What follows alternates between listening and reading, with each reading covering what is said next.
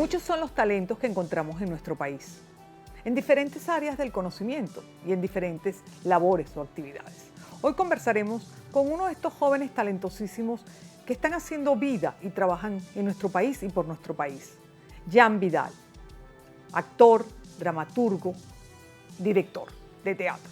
Con él conversaremos sobre la cultura, sobre el teatro, sobre los nuevos formatos, sobre la reinvención del teatro y sobre lo que significa escribir, actuar, dirigir y sobre todo presenciar teatro en nuestro país. Hola Jan. Hola. Bienvenido. Gracias por la invitación. Me encanta tenerte aquí.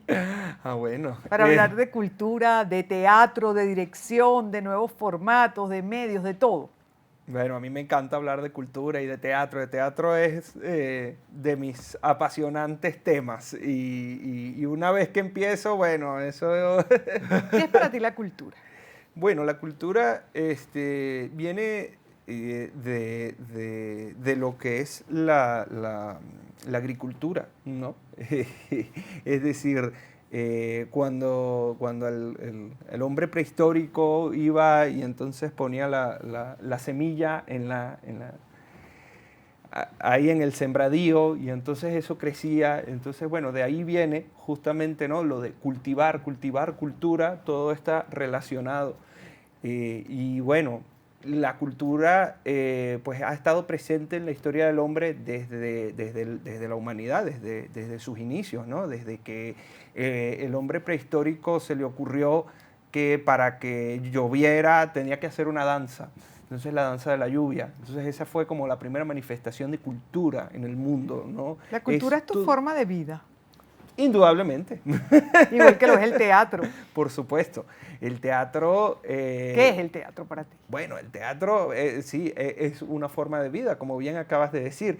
Yo estoy viendo teatro desde que tengo memoria, ¿no? Incluso desde antes de que empezara a tener memoria. Eso te viene en los genes. Claro, pero indudablemente, es decir, cuando yo era un bebé, a mí me ponían en una especie de cuna improvisada, ¿no? En los camerinos del Teatro Alberto de Paz y Mateos, cuando el grupo Teja era su grupo residente, y allí pues hacía, allí fue que yo empecé a hacer vida, ¿no? Allí fue que yo empecé a tener mis primeros amigos incluso, ¿no? Que eran los hijos de los actores de ese grupo, ¿no? Por ejemplo, las dos hijas de Juan Carlos Gardier, el hijo mayor de Elba Escobar, los sobrinos de José Simón Escalona. Todos esos fueron mis primeros amigos con los que yo iba a jugar mientras estaban mis padres y sus padres ensayando alguna obra. Por eso digo que el teatro es tu forma de vida y la cultura es tu forma de vida, porque el teatro es una expresión, una manifestación de la cultura y también una manera de comunicarse. Así es. Tú diriges y eres actor también. Así es. Y también escribo. también soy dramaturgo. Ok. Eres muy joven, eres de las nuevas generaciones de actores, directores y dramaturgos. Sí, correcto. En este contexto del mundo que venimos de una pandemia, sí, ¿qué significó escribir, dirigir y producir? Bueno, eso fue una cosa muy dura, ¿no? Porque es como el mundo como que se paralizó, ¿no? Enteramente. Y así estuvimos varias semanas, ¿no? Esperando que, bueno, ¿no? Que estos... Varios meses. Varios meses, no, claro, pero al principio nosotros pensábamos, bueno, esto se acaba en 2 semanas. Después, no, se acaba en 3 semanas. No, se acaba en un mes. Y entonces cuando ya nos dimos cuenta que esto iba para largo, que esto realmente no iba a tener un fin pronto, entonces fue cuando nos paramos y nos dijimos, tenemos que hacer algo. Tenemos que reinventarnos, no podemos seguir en la casa esperando a que se termine esto y volver a la normalidad, ¿no? Incluso se empezó a hablar de la nueva normalidad, imagínate que exabrupto. Totalmente, estaba pensando eso, un exabrupto, la nueva normalidad. Sí. Pero bueno... En esa reinvención, ¿qué hiciste? Bueno, tuvimos que empezar a hacer, incluso a reinterpretar lo que es el teatro para nosotros, ¿no? Porque el teatro, ¿qué es el teatro? El teatro es un espacio vacío en el que unos actores se presentan frente a un público, ¿no? Entonces, ¿qué haces cuando el público no está? Cuando no hay público, ¿no? Entonces tienes que reinventarte, ¿no? Entonces fue que empezamos a hacer lo que se llamó el teatro online, ¿no?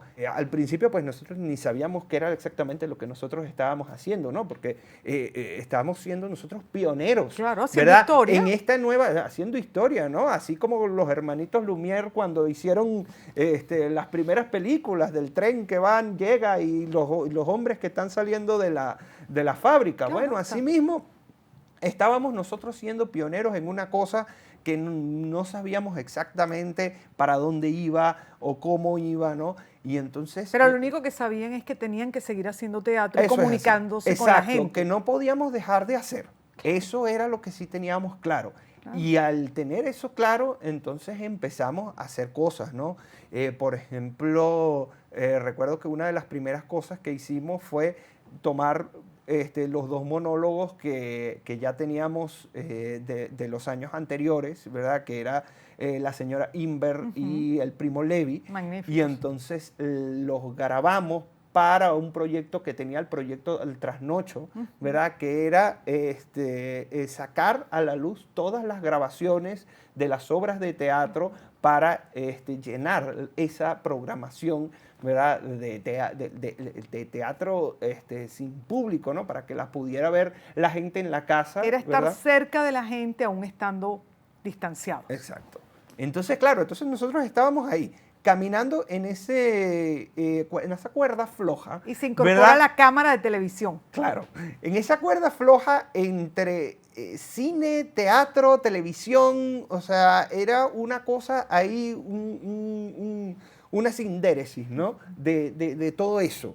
Y entonces empezamos a hacer eso y empezaron a salir otros proyectos, por ejemplo, Water People, que son unos venezolanos que viven en Chicago, nos llamaron, ¿verdad? Para también hacer este tipo de teatro, ¿no? Ellos empezaron también a hacer, por ejemplo, eran unos monólogos de José Ignacio Cabrujas, y entonces, bueno, mi papá que tenía ya el personaje de Armando Reverón, entonces hizo ahí una cosa muy bonita, ¿no?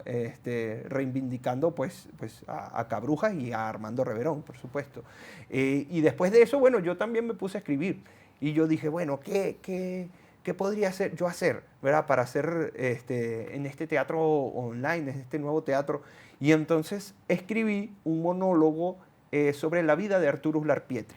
Y entonces reencarné, porque yo ya lo había encarnado hace unos años en la obra La íntima del presidente, ¿no? Que era una obra sobre Isaías Medina Angarita y su amante Estrella Serfati, ¿no? La judía, que resulta ser que era la mamá del matrimonio original de Isaac Chocrón. Sí, casi nada. El dramaturgo venezolano, sí.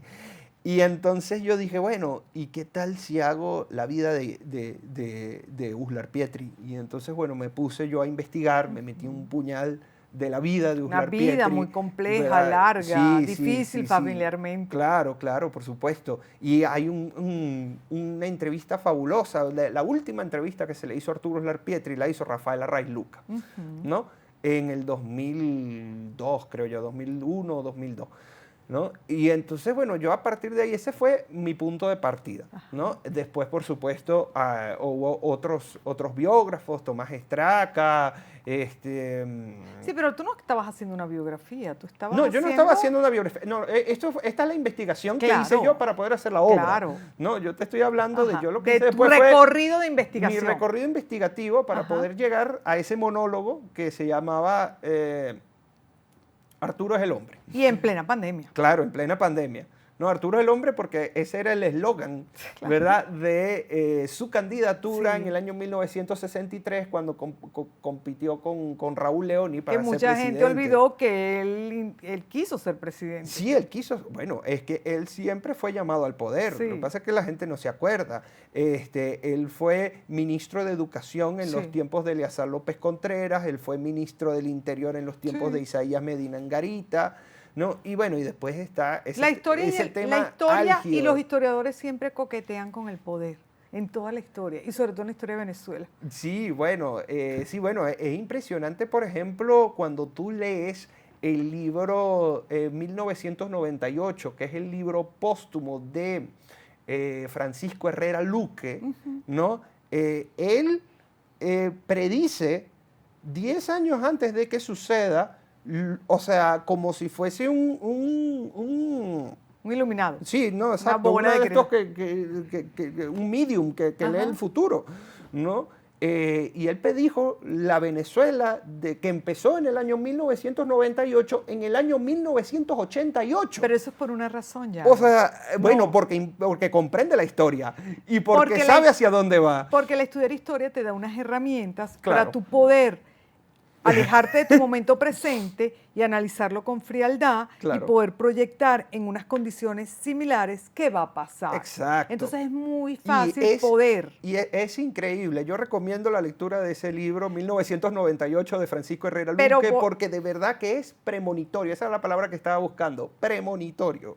Se puede predecir mucho de nuestro futuro entendiendo la historia y la historia. Exactamente, de dónde venimos. Y esa es un poco nuestra filosofía cuando nosotros hacemos teatro histórico, ¿no? Ajá. Cuando nosotros hicimos, realmente el que empezó la moda de hacer teatro histórico fue mi papá. Sí, claro. Ya habían algunos antecedentes, pues Javier ¿no? Vidal. Es decir, José Ignacio Cabruja ya había hecho una obra sobre Antonio Guzmán Blanco y Isaac Chocrón ya había hecho una historia sobre Simón Bolívar y Simón Rodríguez, ¿no? Pero el siglo XX no lo había tocado nadie. No. Entonces, claro, hablar de Diógenes Escalante, de Cipriano Castro, Juan Vicente Gómez, de Isaías Medina Angarita, de Eleazar López Contreras, de Marcos Pérez Jiménez. ¿Por qué hablamos de historia? Para entender mejor nuestro presente. Claro. Para que la gente entienda de dónde vamos y esa es una labor y esa es una labor pedagógica. Claro, por supuesto. Porque tú le estás dando herramientas a la gente para comprender mejor el presente, pero sobre todo para no repetir los errores del pasado. Claro. O intentar que no. Pero a partir de esa experiencia en pandemia, ahora que parece que se ha minimizado el impacto de la pandemia, ¿qué queda en tu experiencia como dramaturgo, como actor y como director? ¿Qué de esas experiencias de trabajar en pandemia mantienes o has rescatado para el momento presente? Bueno, ahora trabajo más con la cámara. Ahora la cámara ha estado más, se ha insertado más en el teatro. Y creo que la experiencia positiva es que la hemos abrazado con naturalidad, que es lo importante. No la hemos rechazado y eso nos ha hecho evolucionar de manera natural, ¿no? Y seguir avanzando y hacer un teatro nuevo, ¿verdad? Sin olvidar todo lo que hemos hecho hasta ahora, ¿no? Sin olvidar lo antiguo, lo viejo. Al incorporar el audiovisual, porque estás incorporando la cámara, lo que estás haciendo es que estás ampliando a otros formatos, por lo tanto a otros públicos. Entonces el teatro sale del recinto tradicional correcto, para poder llegar masivamente a otros públicos. Sí. Sin embargo, sigue siendo elitesco. A ver, sin embargo, sigue siendo el teatro elitesco. ¿Por qué? Eso es una contradicción. Sí, eso es una gran contradicción, efectivamente. Porque si tú incorporas la cámara y el elemento audiovisual, y el teatro pasa a ser online y se graba para hacerlo de pronto transmisiones en televisión tradicional, el universo se potencial. Expande. El universo potencial se expande, pero no lo ha hecho. Es decir... ¿Cómo sabes? ¿Lo has medido en las transmisiones online? Igual yo escucho los comentarios de la gente. La gente que no ve teatro sigue sin ver teatro, y eso es así. Es como la televisión cultural, tiene un público específico. Exacto. El teatro tiene un público. Sí, de todas maneras, bueno, ahora pensando, ¿no? Y sin embargo, bueno, es increíble, siguiendo hablando de Arturo Larpietri, ¿no? Su gran labor educativa, ¿no? En toda su vida. Porque ¿no? tuvo muy clara la importancia de la comunicación. Valores humanos, era un programa masivamente visto, y eso es pero eso era una rara avis, creo yo. Eso es una...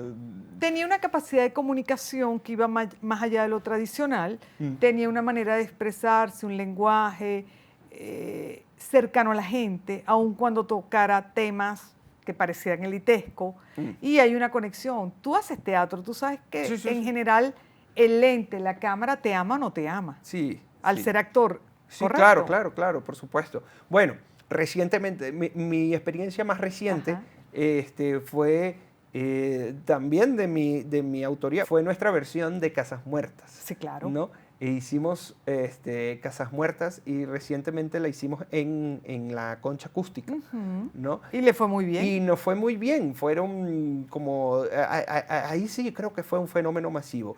3.000 personas en la Concha y como 5.000 online. Bueno, eso es más de lo que puede tener como audiencia un teatro.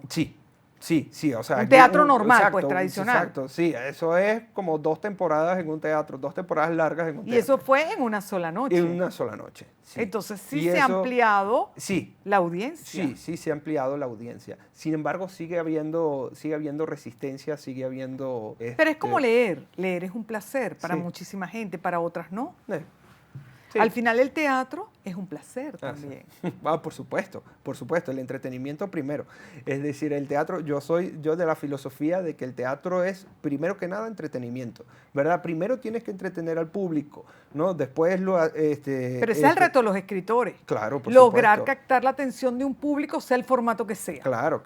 Sea para reír, sea para llorar o sea para reflexionar. Y sea para televisión, sea para radio que escribas, sea para cine o sea para teatro. Sí, por Tú supuesto. tienes que enganchar. Claro. Y eso yo lo tengo clarísimo. ¿Qué te gusta más? ¿Escribir, actuar o dirigir?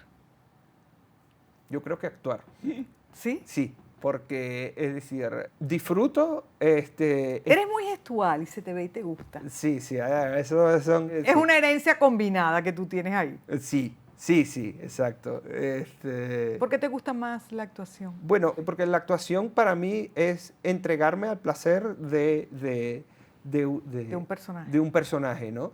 Y cuando dirijo y cuando escribo, tengo previamente que hacer un ejercicio intelectual que en ocasiones es limitativo. Me cuesta, en ocasiones me tranco, ¿no? En ocasiones me frustra incluso, ¿no? Porque a veces yo digo, bueno, tengo que resolver esta escena, ¿cómo la resuelvo? Y a veces estoy una semana intentando resolver una escena que no he podido resolver y entonces, bueno, eso es una semana ahí frustrado, intentando, pero al final lo logro, ¿eh? Pero fíjate, para alguien que hace teatro, el tener todas las aristas, que es el dirigir, escribir y actuar, me parece que es genial, sí, claro. Porque eres mucho más completo como profesional. Me siento más completo como profesional, claro que sí. Yo me pregunto si todos los de tu generación, porque tú eres una nueva generación, como dramaturgo, como director e incluso como actor, eres una nueva generación. Y por eso yo quería conversar contigo, porque tú representas una nueva generación y yo quiero ver, y quiero que además los televidentes te escuchen y te vean, cuando tú explicas lo que significa para esta nueva generación el dirigir, el actuar, el teatro. ¿Cómo ves el presente y cómo ves el futuro? Wow, bueno, son como 3 preguntas. Voy a ver si paso el examen. Sí, son como muchas, pero no importa, aquí vamos. Vale, ¿Cómo ves el presente para tu generación en lo que tú haces? Complejo, pero hay talento, hay mucho talento, ¿no? ¿Por qué te hago esta pregunta? Porque tú estás aquí en Venezuela, vives aquí, escribes aquí, actúas aquí y diriges aquí. Sí. Y la mayor parte de tu generación está fuera. Está fuera. Sí. De todas las generaciones, si sí. nos ponemos a ver. Pero digamos que claro. el grueso es el de tu generación. Sí. Aunque la migración también es un fenómeno de nuestro tiempo. Sí, claro. Pero mi generación... Sí. Y tú estás aquí. Por eso te pregunto cómo ves el presente. Bueno, mira, yo estoy aquí porque me gusta hablarle al venezolano. Yo estoy aquí porque yo... de lo que sé es de Venezuela, es decir, a ver, yo te puedo hablar no sé, de política española, sí, pero yo no sé hablarle al español. ¿Te gusta tu país? Me gusta mi país y lo entiendo y lo comprendo y sé hablarle a él, que es fundamental. a ese país que es el mío, porque lo quiero mucho. Y las personas que están afuera, ¿no? Tienen que adaptarse a esa nueva cultura a la que llegan, o tienen que ser más universalistas, ¿no? En su dramaturgia, ¿verdad? Y bueno, como yo le dije hace poco a alguien, yo soy muy folclórico. A mí eso del folclore me encanta, y entonces creo que por eso fue tan exitosa Casas Muertas, Claro. ¿no? Y la comprensión de la novela, ¿no? Cómo es, cómo somos, y yo creo que la cosa va por ahí, Ya ¿no? me diste la explicación, ¿ves? Ahí está. ¿Y el futuro? Ay, no sé, el futuro se ve tan incierto. Para todos, ¿Verdad? en el mundo entero. Claro. Yo vivo el presente. Ok, entonces vamos al futuro más cercano. ¿Qué tienes ahora en preparación para las próximas semanas? Ajá, bueno, estamos ahorita en ensayos de Paradis, que es la obra, una obra que hicimos el año pasado, que apenas tuvimos unas semanas, porque claro, el año pasado era semana sí, semana no, semana fue radical. muy complicado hacer semana cualquier cosa. radical, semana flexible, eso era horrible. Era muy complicado hacer cualquier cosa. Eso es terrible, porque entonces, claro, tú tienes una temporada donde tú tienes un fin de semana sí, un fin de semana no, además que tú te oxidas un poco, así como el actor necesita un training, Claro. ¿no? Es decir, tiene que estar todo el tiempo, ¿verdad? Si tú dejas de hacerlo una semana, o sea, otra semana llega un poco oxidado, ¿no? ¿Entiendes? Sí, claro. Entonces, claro, y al final tuvo como 2, 3 semanas, o sea, fue una cosa muy corta. Entonces, y esta es una obra tan bella, ¿no? Es una obra sobre la inmigración. ¿Vas a actuar? Sí, estoy actuando. ¿Quién dirige? Mi papá. Ok, maravilloso. Sí, Experiencia. sí, actúo yo, actúa mi hermana, actúa Claudia Rojas, que es maravillosa, y actúa Taylor Plaza, ¿no? ¿Y Que dónde se va a también es un presentar? actor ahí en el trasnocho. Magnífico. Estamos ya la semana que viene, ya tenemos el estreno. Y bueno, es una obra muy linda porque es una carta de amor a la inmigración, a esos inmigrantes españoles que llegaron en los años 50 a ser país, ¿no? Pero también a los portugueses, también a los italianos. Vinieron tantos. Vinieron tantos, ¿verdad? En esa época. Hasta del continente. Vinieron en Sí, esa época de claro. Colombia, de Perú, de Bueno, todos. Colombia No y Perú tanto, fue más adelante, pero yo estoy hablando de la época del perejimenismo. europeos. Europeos. Europeos, Sí, totalmente. efectivamente. Es una obra que escribió mi papá a partir de su duelo con mi yaya, que se nos fue justo el primer mes de la pandemia. Claro, duro. Y eso fue durísimo porque ni siquiera pudimos enterrarla propiamente, ¿no? Pero ella estaba ya en España. De hecho, su primo tuvo que conseguir un salvoconducto muy especial para poder movilizar todo eso. Y para él fue muy duro, muy duro. Pero bueno, a partir de eso hizo esta obra que es un tributo a ella y a mi yayo, que también tampoco está... Y a su vez a toda la inmigración europea, Claro. Especialmente la española. Que permitieron reconstruir un país en ese momento. Y construir. Exactamente. Así Porque eso lo hay que así entender es, de así las es. diferentes migraciones. Así Al es. país donde llegan. Y entonces, claro, es el proceso de adaptación, es el proceso de, bueno, tantas cosas, ¿no? Y la construcción de un país. La y la asimilación. construcción, sí, viernes 17 de junio es el estreno allá en el Trasnocho. ¿Y hasta cuándo? Vamos a estar 2 semanas. 2 semanas. Sí. Pues te deseo muchísimo éxito como actor. Muchas gracias. Y mucho éxito a tu padre en la dirección. Y me encantó que vinieras a conversar con nosotros de cultura, de teatro. Gracias a ti por la invitación. Ha sido refrescante, diferente, y ver que tu generación está aquí porque ama el país en las diferentes áreas, cada uno desde su espacio. Así que, bueno, muchísimo éxito, Jan. Gracias. Y gracias, amigos, por haber compartido con nosotros este espacio. Hasta la próxima semana.